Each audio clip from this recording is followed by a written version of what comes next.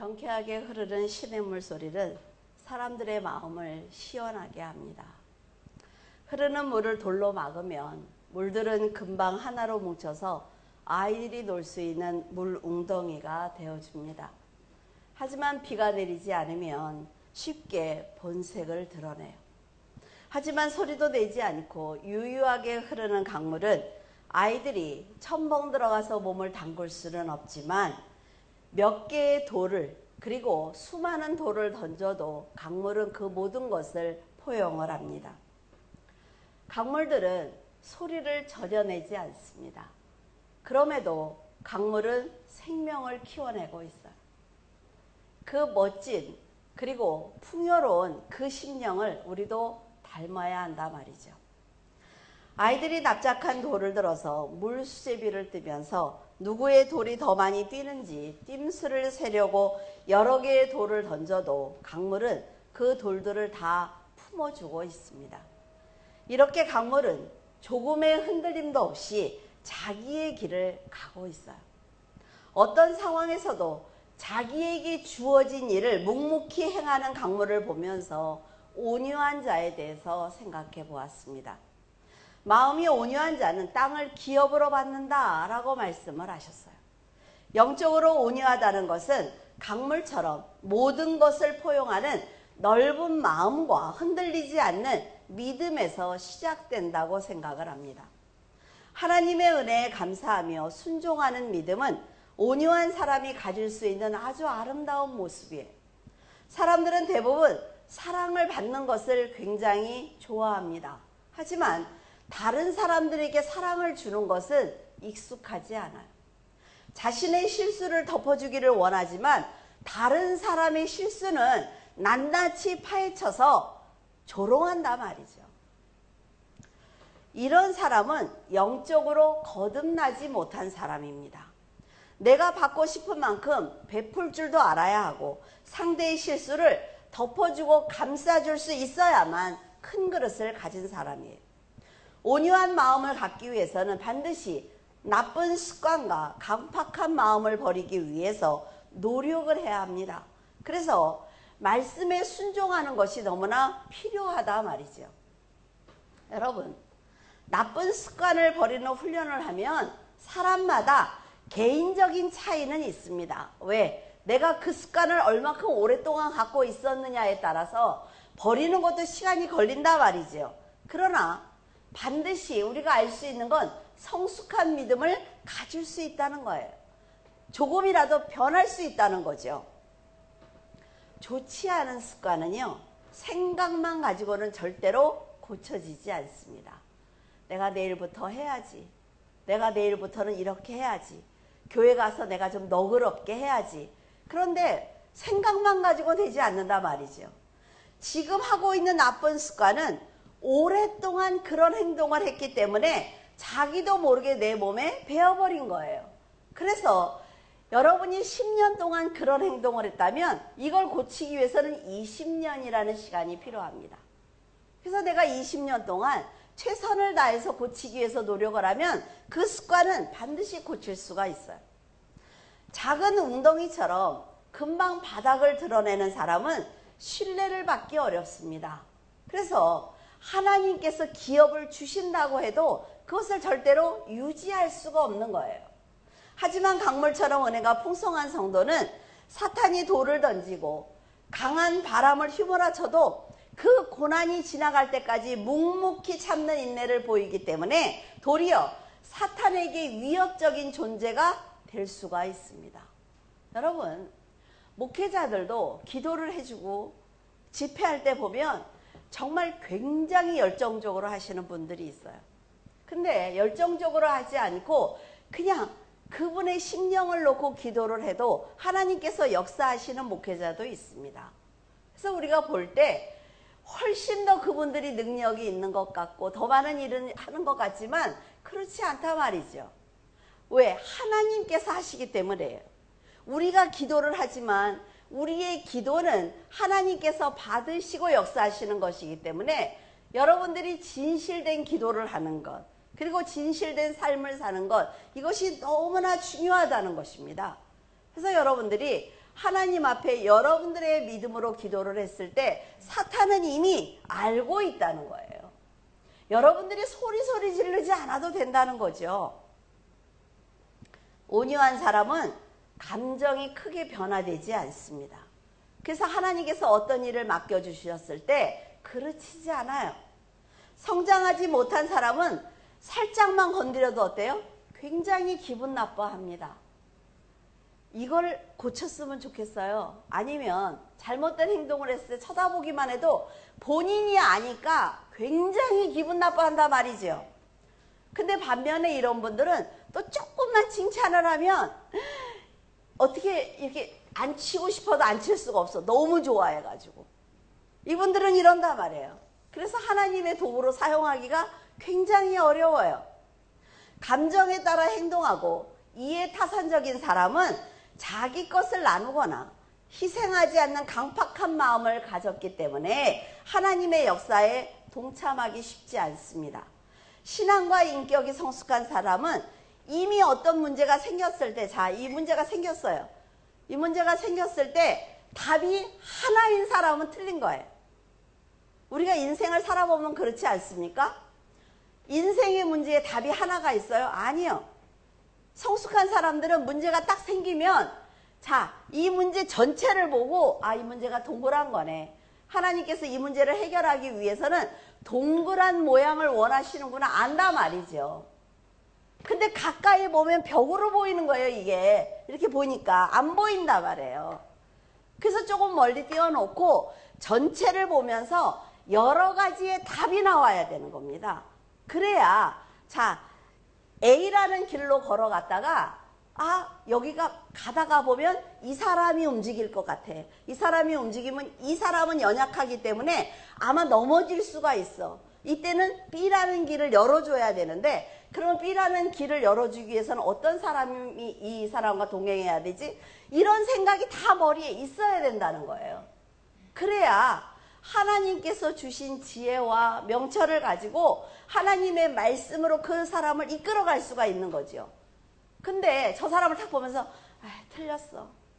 저 사람은 안 돼. 라고 하면 그 사람은 안 돼요.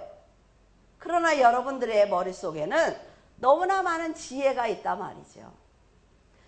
그래서 혈기나 격해지는 감정을 억지로 참기보다는 그 인격 자체가 여러분들이 갖고 있는 인격 자체가 선하기 때문에 흔들리지 않으면 되는 것입니다. 그 사람을 끝까지 놓지 않으면 돼요. 여러분 자신의 심령을 놓지 않으면 됩니다. 문제를 판단하는 능력이 없는 사람은 그가 가는 곳곳마다 부족한 인격과 잘못된 행동을 하기 때문에 불화를 일으킵니다. 이런 사람은 먼저 자신의 모난 성격과 부족한 능력을 인정하는 것이 아주 중요해요. 여러분, 내가 나를 인정하면요, 하나님은 아무 일도 하실 수가 없어요. 근데 하나님 앞에 나와서 하나님을 만났던 그 첫사랑을 잊지 않기를 원한다고. 하나님의 그 온유하신 그 앞에서 나라가 흔들리지 않기를 원한다고 기도하면 하나님께서 그래, 네 스스로가 알아? 내가 도와줄게. 하나님의 역사심이라 말이죠. 그리고요, 말씀대로 살아보려고 노력을 해야만 온유한 자가 될 수가 있습니다. 예수님께서는 등불을 등경에 두어라 라고 말씀을 하셨어요. 그것은 주어진 상황과 감정에 따라서 등불의 그 심지를 줄이거나 키우지 말고 그 빛을 일정하게 비춰주면서 많은 사람들이 그 진리의 길을 갈 수 있도록 도와주라는 거예요. 하지만 강팍한 사람은 자기에게 도움을 주는 사람에게만 빛을 비추려고 합니다. 그리고 감정에 따라서 어때요? 심지를 키웠다 줄였다 하지요. 그러니까 신뢰받지 못하는 거예요. 그 사람한테 갔을 때 내가 어떤 도움을 받는 것이 아니라 어쩌면 또 상처를 받을 수가 있어 라는 생각을 하기 때문에 못 가는 거예요. 그래서 하나님이 그 사람을 사용할 수가 없는 것입니다. 진리대로 살아야만 청지기의 사명을 감당하기 때문에 하나님께서는 그런 성도가 지경을 넓힐 수 있도록 안심하고 많은 상급을 주시는 것입니다. 온유의 뜻은 자, 고난을 피하지 말고 않고 적극적인 마음으로 고통을 참고 인내하며 온화하고 부드러운 마음 자세를 가졌다라는 뜻입니다. 어때요? 적극적으로. 어떤 고난이 왔을 때 피하는 것이 아니라 적극적으로 고통을 참고 인내해라. 그리고 거기에 뭐가 있어요? 온화하고 부드러운 마음이 있어야 돼. 이게 온화예요. 온유예요. 사람들에게 온유하다는 말을 듣기 위해서는 덕을 쌓으라는 말이 아니라 사탄의 영역에 붙들려 있는 영혼들을 구원하기 위해서 먼저 자신이 복음 안에서 인내하고 선하게 살아라 라는 얘기예요. 여러분들이 먼저 변하라는 얘기입니다. 사랑하지도 않으면서 사랑하는 척하고 겸손하지도 않으면서 겸손한 척한 것은 온유가 아니라 말이죠.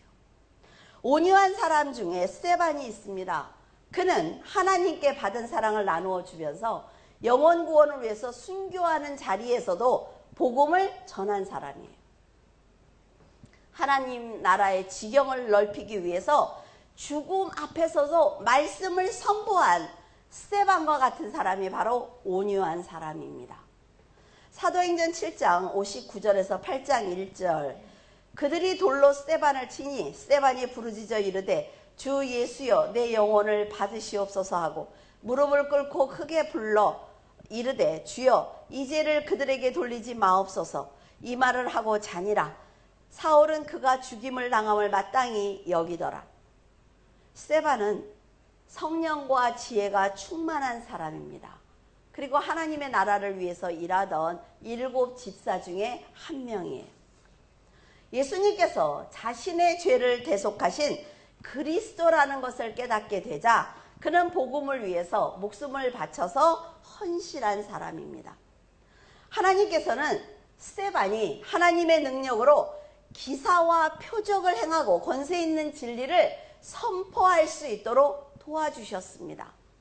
여러분들의 마음에 준비만 하고 있으면 그 나머지 일은 하나님께서 하시는 거예요. 어느 날 스데반이 지혜와 성령이 충만한 상태로 회당에서 복음을 선포하고 있었습니다. 장로와 서기관들과 사람들은 복음을 통해 자신의 죄가 드러나자 도리어 공격하기 시작을 했습니다. 설교를 선포했을 때, 말씀을 선포했을 때 여러분들이 자신의 죄를 보면 성공한 설교입니다. 제가 만약에 여러분들에게 설교를 했어요. 근데 오늘 목사님 설교 너무 웃기지 않았어? 이러면 망한 거예요. 그거는 망한 설교예요. 근데 여러분들이 너무 찔렸어요. 이런 뭐예요? 성공한 겁니다. 설교는 반드시 죄를 드러내야 되는 거예요. 근데 여러분 이 사람들이 재밌지 않습니까? 설교를 들으면서 죄가 드러나니까 스데반을 공격하는 것입니다. 스데반은 죽음을 앞에 두고도 돌을 던지는 그들에게 복음을 전하는 것을 두려워하지 않았습니다. 그의 얼굴은 천사처럼 아주 평안한 가운데 요동이 없었어요. 참 대단한 겁니다, 이거는. 머리로만 알고 입으로 전하는 말씀은 힘이 없습니다. 자, 여러분들의 머릿속에 너무나 많은 말씀들이 있죠. 20년을 들었으니까. 근데 그걸 말로는 해요. 말로는. 그런데 내가 그 말씀대로 사는 건 싫어. 그리고 사람을 하나님이 앞에다 딱 세워놨을 때 그 사람에게 하나님의 말씀을 정확하게 전하지 못해요. 그건 뭐예요? 힘이 없어요. 그건 아주 위험한 말씀이라 말이죠. 그래서 말씀은 지식이 아니라 스데반처럼 여러분의 삶으로 드러내야 하는 것입니다. 성도들은 스데반처럼 말씀대로 살면서 복음을 전해야만 어떤 공격을 받아도 두려움을 이겨낼 수가 있습니다. 사탄은 성도들이 신앙을 버리도록 성경을 의심하게 만듭니다. 그리고 고난을 주지요. 하지만 여러분은 이미 그들을 대응할 수 있는 지혜를 가지고 있어요. 왜? 여러분들이 그 말씀을 외웠기 때문에요? 아니요. 여러분 안에 이미 성령께서 계신다 말이죠. 여러분들이 성령께 여쭤보면 지금 어떤 말을 하면 돼? 라고 말씀을 하세요. 근데 우리가 뭐예요? 자신이 없는 거야. 내가 이 사람에게 이 말을 했을 때 이 사람과의 관계가 끊어지면 어떻게 하지? 그거 못하는 거예요. 그건 자기가 결정하는 겁니다. 성령께서 말씀을 안 하시는 게 아니라. 스데반은 하나님과 그리스도와 성령께서 살아계신다는 것을 믿고 있기 때문에 복음을 전하는데 머뭇거릴 이유가 없었습니다. 천사처럼 보였던 스데반의 얼굴은 공회에 모인 사람들로 하여금 구원이 얼마나 큰 평안을 주는지 알려줄 수가 있었어요. 그 사람의 얼굴 하나로 그들은 돌이킬 기회를 얻은 것입니다. 사람은 이렇게 자신의 얼굴에 대해서 책임을 져야 돼요. 자, 여러분의 얼굴을 한번 띄워보세요. 자, 생각해 보세요. 자신 있으십니까? 내가 지금 이 얼굴로 하나님께 가도 하나님이 잘했어, 너 최고야 라고 말씀하실 것 같아요? 얼굴은 그 사람이 지금까지 어떤 삶을 살았는지 보여주는 거울이기 때문에 나이가 들고 신앙생활을 오래 할수록 온유한 주님의 형상을 닮아야 하는 것입니다. 그래서 여러분 거울을 보고 웃는 연습을 많이 하셔야 돼요. 제가 스데반의 긴 설교를 여러분에게 그대로 전하는 것은 스데반이 전한 말씀을 잘 듣고 복음은 어떻게 전해야 하는 것인지 배웠으면 하는 마음에서 전하고자 합니다. 스데반이 말하기를 여러분은 내 말을 듣기를 원합니다 라고 시작을 해요. 아브라함이 하란에 있기 전에 메소포타미아에 있을 때 영광의 하나님께서 그를 불러 네 고향과 친척을 떠나 내가 너에게 이제 보여줄 땅으로 가라 이렇게 말씀을 하셨고 지금 여러분이 거하는 이 땅으로 옮기셨습니다. 그들이 있는 그 땅이 가나안이죠. 그러나 발붙일 만큼의 유혹과 자식도 주시지 않은 가운데 아브라함의 씨가 이 땅을 차지할 것이다 라는 약속만 주셨어요. 자, 우리도 천국을 약속으로만 받았죠. 지금 우리가 천국에 있는 것 아니잖아요. 지금 이 아브라함도 마찬가지라 말이죠. 자식도 주지 않고 땅도 주지 않고 네가 거기를 갈 거야. 근데 네 자식들이 그 땅을 다 차지할 거야 라는 약속만 주셨단 말이에요. 약속과 함께 아브라함의 자손이 다른 나라 사람들, 다른 나라 애굽에서 400년 동안 괴롭힘을 당하게 될 거야 라고 미리 알려주셨어요. 너희들이 태어나서 이 광야에 같은 이 세상에서 너희가 주어진 그 생명대로 연수대로 살지만 너희들은 결국 천국에 들어오게 될 거야 라고 말씀하셨단 말이죠. 그 약속을 받은 후에 아브라함은 이삭을 낳았습니다. 이삭은 야곱을 낳고 야곱은 12조상을 낳았어요. 그 형제 중에 요셉이 불행하게도 형들에 의해서 애굽에 팔려갔습니다. 하지만 하나님의 도움으로 바로 왕의 은혜를 입어서 총리가 되었어요. 그때 온 땅에 흉년이 들었고 굶주렸던 형들이 양식을 찾아서 애굽으로 왔지요. 그때 요셉은 그들이 자신을 판 형이라는 걸 알았습니다. 보자마자. 하지만 하나님의 뜻을 깨닫고 있던 요셉은 그들을 용서했어요. 자기를 사지에 몰아넣은 그 형제들을 용서했단 말이지요. 그리고 가뭄으로 고생하는 온 식구들을 애굽으로 옮겼습니다. 그 후에 하나님께서 아브라함에게 약속하신 출애굽의 때가 되었을 때 400년이 지났을 때 이스라엘 백성들은 엄청난 수로 번성하게 되었습니다. 애굽의 세임금은 요셉을 알지 못해요. 그렇기 때문에 이스라엘 백성들이 번성하는 것을 견제하게 되죠. 그래서 남자아이가 태어나면 죽이는 거예요. 그때 모세가 태어난 거죠. 죽을 뻔했던 모세를 다행히 바로의 딸이 데려다가 애굽의 왕자로 키웁니다. 자, 우연하게 공주의 눈에 띄었는데 이 사건이란 말이에요. 이 사건. 애굽의 공주의 눈에 띄었는데 하나님께서는 뭐예요? 그가 말과 그 문화와 애굽의 모든 걸 배워야 되는 거잖아요. 그러니까 하나님께서는 더 큰 역사를 계획하시는 거예요. 거기다가 모세가 쫓겨가지요. 자기 동족을 살리겠다고 하다가 쫓겨갑니다. 그래서 그 미디안에서 또 40년 동안 있다가 나무에 불이 붙는 걸 봐요. 이글이글 타는데 나무가 타지 않아요. 그러시면서 뭐라 그래요? 네 신을 벗어라. 그 땅은 거룩한 땅이다. 라고 하시면서 때가 됐으니까 이제 애굽으로 가서 네 그 동족들을 민족들을 이끌어 내와라 라고 말씀을 하십니다. 하나를 보시는 게 아니라 말이죠. 하나님께서는. 그래서 이스라엘 백성들에게 가서 10가지 재앙을 내리고 이스라엘 백성들이 정말 하나님이 살아계신 분이고 이 모세라는 사람을 하나님이 보내셨구나 라는 걸 깨닫고 난 다음에 출애굽을 하게 됩니다. 가나안 땅으로 이끌어요. 그때 여호수아가 가지고 온 성막은 다윗 때까지 있었습니다.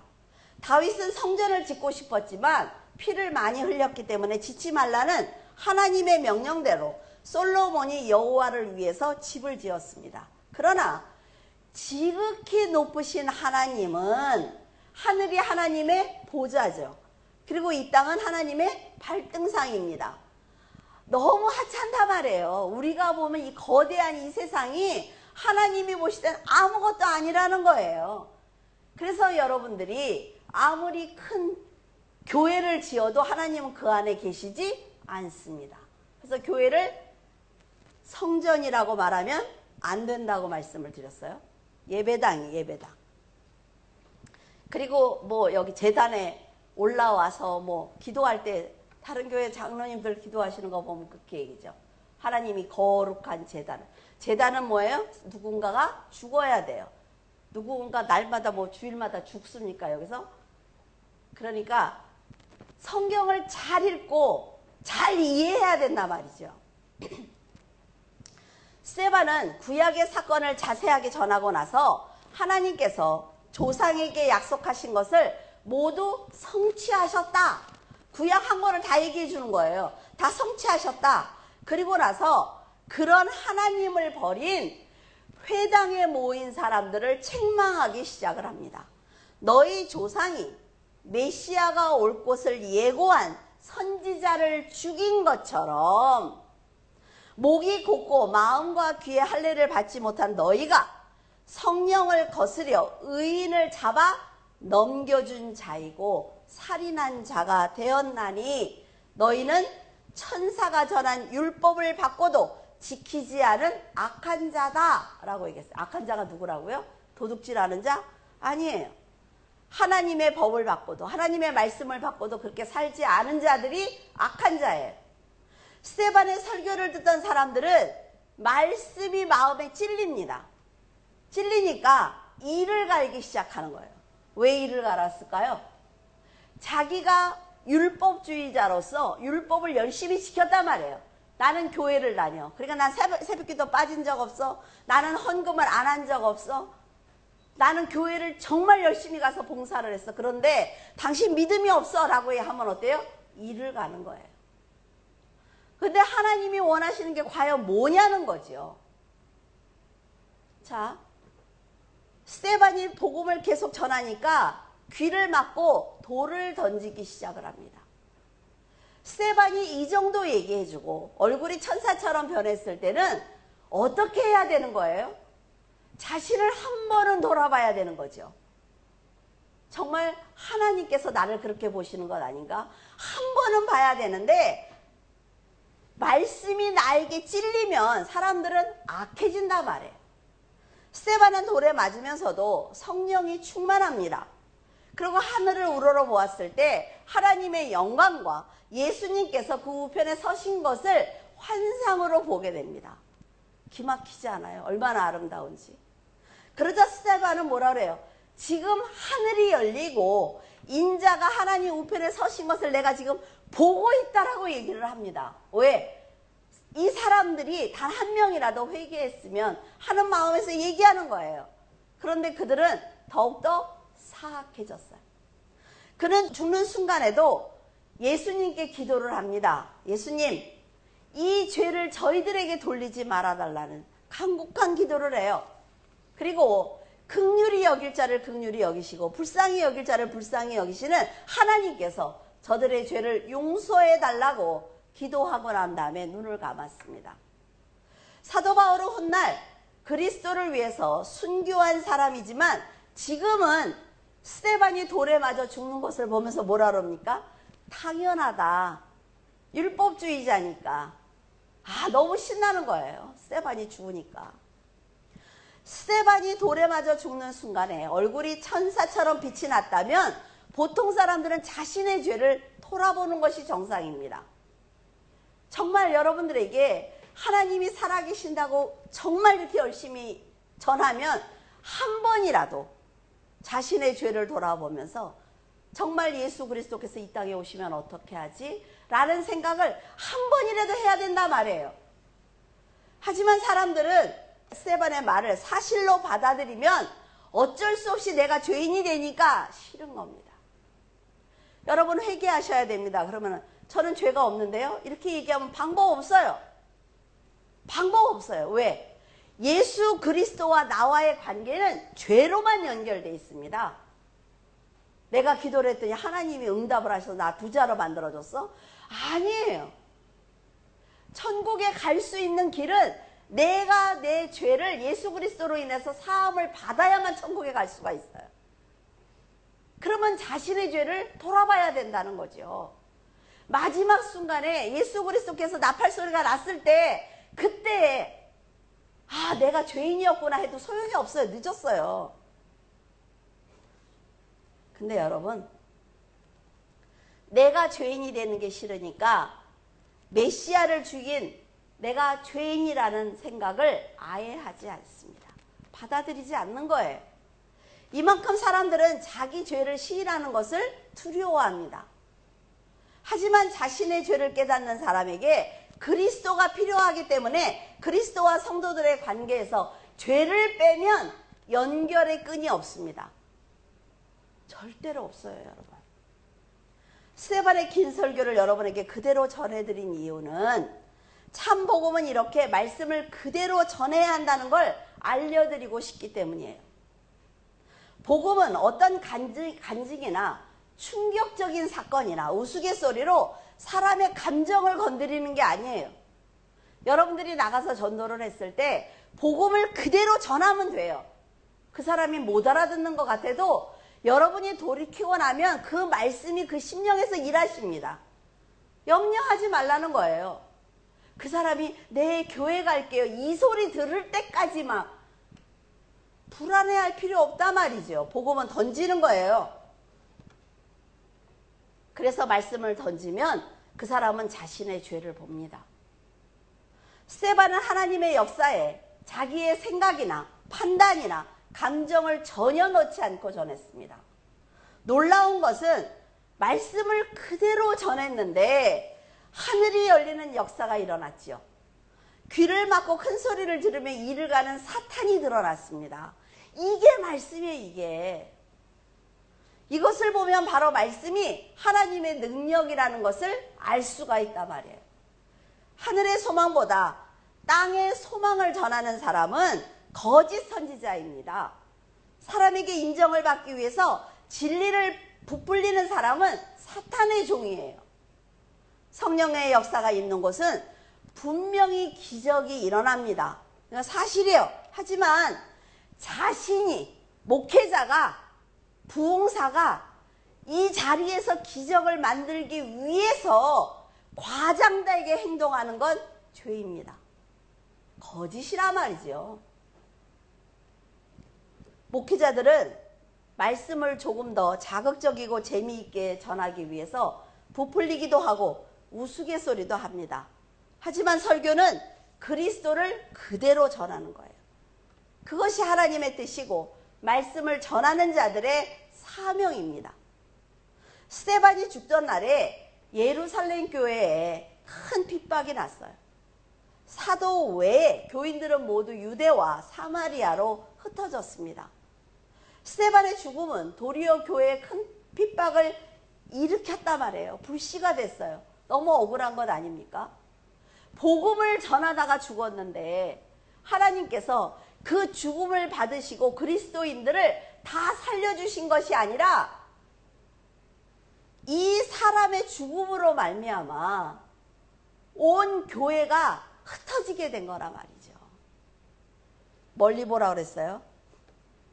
그러니까 사도 바울은 너무나 기뻤습니다. 왜? 그리스도인들을 옥에다 넣을 수 있는 빌미가 제공됐기 때문에. 이런 고난을 당하면 사람들은 말을 하지요. 내가 교회를 다니고 있는데 왜 우리 자녀가 잘 안 돼? 내가 교회를 다니고 있는데 왜 우리 집안이 이래? 이렇게 말을 해요. 그리고 불평하고 의심합니다. 뭐라고 말씀드렸어요? 예수님이 이 땅에 오신 건 여러분들이 이 세상에서 잘 살게 해주려고 오신 게 아니라 여러분들의 죄를 드러내기 위해서 오셨다 그랬어요. 그러면 불평할 것 없죠. 근데요, 흩어진 성도들이 가는 나라마다 교회를 세우기 시작을 합니다. 그들의 머릿속에 뭐가 있어요? 말씀이 있잖아요. 온유한 사람 스데반의 죽음을 통해 많은 곳에 교회가 세워졌어요. 하나님의 지경이 넓혀지는 놀라운 역사가 일어났습니다. 그게 지금 우리까지 왔잖아요. 그렇죠? 로마서 7장 24절에서 25절 오라 나는 공고한 사람이로다. 이 사망의 몸에서 누가 나를 건져내랴. 우리 주 예수 그리스도로 말미암아 하나님께 감사하리로다. 그런즉 내 자신이 마음으로는 하나님의 법을 육신으로는 죄의 법을 섬기노라. 사울은 스데반의 죽음으로 인해 그리스도인들을 합법적으로 죽일 수 있는 기회를 얻어서 아주 기뻐했습니다. 하지만 기막히게도 이들의 죄를 저들에게 돌리지 말아달라고 했던 그 스데반의 기도가 하나님께 응답이 되었는데 어디로 응답이 되었어요? 사도 바울의 구원으로 하나님께서 응답을 하셨어요.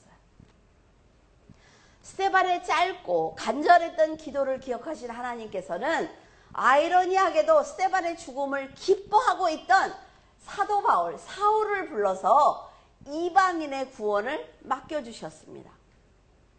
사울은 다메섹 도상에서 그리스도를 만나자 변하죠. 변하고 나니까 스데반의 죽음을 당연하게 생각했던 자신의 죄가 떠올랐습니다. 얼마나 기가 막혔을까요? 그래서 속지 않은 마음으로 그 스데반이 걸어간 길을 나도 걸어가야 되겠다라고 다짐을 합니다. 그래서 바울의 우리가 생애를 보면 스데반을 닮기 위해서 노력했던 것을 볼 수가 있습니다. 스데반처럼 복음만 전하기 위해서 노력을 했지요. 사도 바울은 다른 말 안 했어요. 큰 핍박을 받을 때에도 그들을 용서했습니다. 똑같이 말을 해요. 하늘문이 열려서 예수님을 본 스데반처럼 삼층천에 갔다 왔지만 아주 겸손한 사람이었습니다. 내가 너희들에게 다 얘기해주고 싶지만 너희들이 이해를 할 수가 없을 거야 하면서 말씀에 그 보고 온 걸 녹여내는 걸 볼 수가 있어요. 스데반이 고개에서 당당하게 복음을 전한 것처럼 바울도 사람들이 많이 모인 회당이나 총독이나 왕 앞에서 당당하게 복음을 전했습니다. 아마도 바울은 자신이 전한 복음을 듣고 구원받는 사람들이 많아질수록 스데반에게 지은 죄 때문에 마음이 힘들었을 것입니다. 저도 어떤 날은 제 기도만 하고 갈 때가 있어요. 그런 날보다 여러분들 하나하나를 놓고 기도할 때가 훨씬 마음이 아파요. 왜? 하나님께서 맡겨주신 영혼이고 이분들이 나를 위해서 기도하고 계신 분들이기 때문에 그 부담감이 훨씬 많습니다. 그리고 죄송할 때가 너무나 많단 말이죠. 누구나 믿음이 성장하면 자신의 죄가 또렷하게 보입니다. 죄가 또렷하게 보인다는 것은 바로 믿음으로 성장해서 온유한 사람으로 바뀌고 있다는 증거예요. 자기의 죄가 안 보이면 안 된다 그랬어요. 이렇게 바울에게 있어서 스데반은 절대 잊지 못할 믿음의 선배입니다. 스데반과 바울은 온유한 자로서 땅을 기업으로 받았지요. 그리고 그 땅을 지경을 넓히는 놀라운 능력을 보인 아주 거룩한 사람들입니다. 자, 땅으로 받았다니까 저 사람은 100평 받았네 막. 뭐예요? 땅이 뭐예요? 심령이에요. 심령. 그래서 하나님이 보실 때 저 땅을 주니까 저 땅을 저렇게 지경을 넓혔네. 능력이 있는 아이네. 라는 생각을 하신단 말이죠. 빌립보서 4장 13절에서 14절 내게 능력 주시는 자 안에서 내가 모든 것을 할 수 있느니라. 그러나 너희가 내 괴로움에 함께 참여하였으니 잘하였도다. 내게 능력 주시는 자 안에서 내가 모든 것을 할 수 있다고 사도 바울이 말한 이 설교는 성도들이 가장 좋아하는 말씀입니다. 다른 건 안 외워도 이건 외워. 감당하기 힘든 시험이 닥쳤을 때 이 말씀은 특히 힘을 주는 말씀이기도 해요. 그러나 뜻을 알면 이 말씀을 그렇게 좋아하지 않을 거예요. 세상에서 자기가 원하는 모든 것을 가질 수 있다는 뜻으로 이 말씀을 해석을 한다면 땅을 기업으로 받을 수 없습니다. 바울이 이 말씀을 선포한 것은 하나님을 믿으면 곤경에 처하더라도 초연하게 대처할 수 있어 라는 뜻이기 때문에 그래요. 널뛰지 않는다는 거죠. 스데반이 어떤 상황에서도 자족했던 것처럼 그의 뒤를 따르는 바울 역시 자족하는 비결을 배웠기 때문에 영원한 나라를 소망하는 사람은 누구나 세상에서 받는 고난조차도 감사할 수 있다는 뜻입니다. 자, 지나갈 거야. 고난의 바람이 오지만 지나갈 거야. 하나님께서 역사하실 거야. 내가 이 자리에서 정말 열심히 이 고통을 감당하기만 하면 하나님께서 하실 거야. 그런 믿음이 있어야 된다는 거예요. 그래서 사도 바울은 빌립보서 4장 12절에 내가 비천에 처할 줄도 알고 풍부에 처할 줄도 알아 모든 일에 배부르며 배고픔과 풍부와 궁핍에도 일체의 비결을 배웠다라고 말하고 있습니다. 바울은 풍부하게 살 때 교만하지 않았습니다. 배고픔과 궁핍에 처했을 때 비관하지 않았어요. 어떤 환경에 처하든 복음을 위해서라면 감사했습니다. 그리고 기뻐할 수 있는 능력이 있었단 말이죠. 일체의 비결을 배웠다는 것은 바울이 성령께 비밀을 전수받았다라는 의미입니다. 대단하지 않습니까? 여러분들이 성숙한 것은 성령께서 하늘의 비밀을 여러분들에게 알려줬다는 거예요. 그래서 지금 그 자리에 네가 있을 수 있어 라는 얘기입니다. 세상의 한계를 뛰어넘는 믿음을 가졌다는 것입니다. 그래서 세상에 어떤 고난이 와도 두려울 것 없어요. 왜? 결국 하나님이 하실 거니까. 우리가 해결할 수 없는 일이잖아요. 그는 사명을 감당하기 위해서 고난과 핍박을 받게 하신 하나님께 감사드릴 수 있는 놀라운 신앙을 갖게 되었습니다. 그리스도의 사랑을 깨닫지 못했다면 돌에 맞고 채찍에 맞으며 옥에 갇히는 고통을 당하면서 감사의 찬양을 드리는 것은 쉽지 않습니다. 신라와 어떻게 함께 찬양을 하겠어요? 옥에 갇혀서. 하나님께서 사도 바울이 밟은 땅을 모두 기업으로 주셨습니다. 그래서 사도 바울이 간 모든 곳에는 교회가 세워졌어요. 그가 하나님께 받은 세상과 하늘의 기업은 엄청나게 많은 상급이었습니다. 하나님의 일을 하게 하기 위해서 세상의 것을 주시는 거예요. 근데 우리는 잘못됐죠. 세상의 것을 받기 위해서 하나님한테 영적으로 잘하는 척을 한단 말이죠. 이건 썩은 거예요. 하나님께서 이스라엘 백성에게 가나안 땅을 주시겠다고 약속하셨고 그들은 실제로 가나안 땅에 들어갔습니다. 기업으로 받았죠. 여러분도 약속을 믿고 믿음으로 살았기 때문에 천국을 상으로 받았을 것입니다. 성도는 근심하는 자 같으나 항상 기뻐해야 합니다. 가난한 자 같으나 많은 사람을 부유하게 하는 사람이 되어야 한단 말이죠. 아무것도 없는 것 같은데 모든 것을 가진 축복받은 사람입니다. 이게 성도예요. 이렇게 존귀한 성도들이 작은 일에 흔들리고 불평하며 세상 사람처럼 욕심대로 정욕대로 산다면 하나님께서는 땅을 기업으로 맡기실 수 없습니다. 여러분 잘 사는 집 아들들 딸들 보세요. 카드 한 장만 갖고 다니잖아요. 그렇죠? 막 현찰을 막 이렇게 갖고 다녀요. 막 이렇게 주머니가 제주도로 카드 한 장 갖고 다녀요. 왜? 아버지가 해결할 거니까. 하나님, 전능하신 하나님이 우리 아버지예요. 근데 우리는 날마다 전전긍긍하면서 살아. 그러니까 하나님이 카드도 못 줘. 왜? 쓸 줄 모르니까. 어? 너무 안타깝지 않습니까? 여러분이 복음을 전했을 때 상대방의 심령에 흐르는 말씀의 물줄기를 보게 된다면 깊은 감사에서 우러나는 찬양을 드릴 수가 있습니다. 이게 우리 교회의 이름이에요.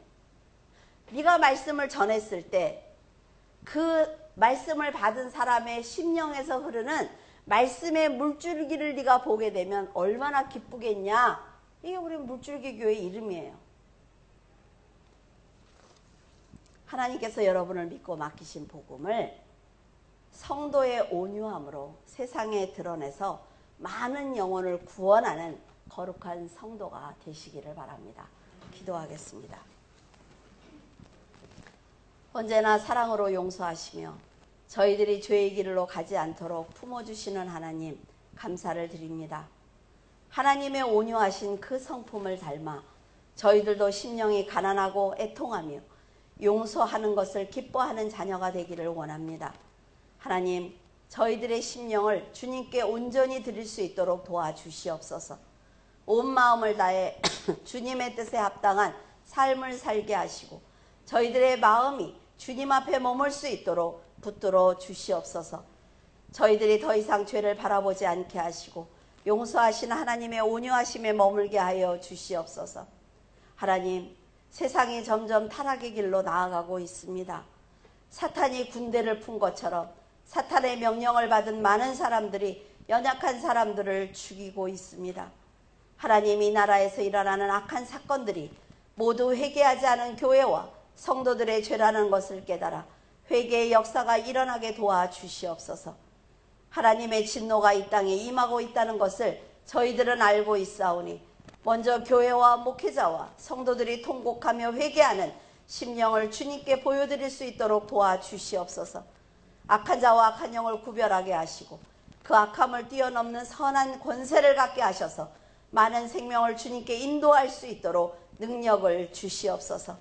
하나님, 온유한 자는 땅을 기업으로 받는다고 하셨사오니 물줄기 교회 성도들이 온 마음을 다해 온유한 자가 되게 하시고 땅을 기업으로 받아 하나님 나라 지경을 넓히는 성도의 사명을 감당하게 하여 주시옵소서.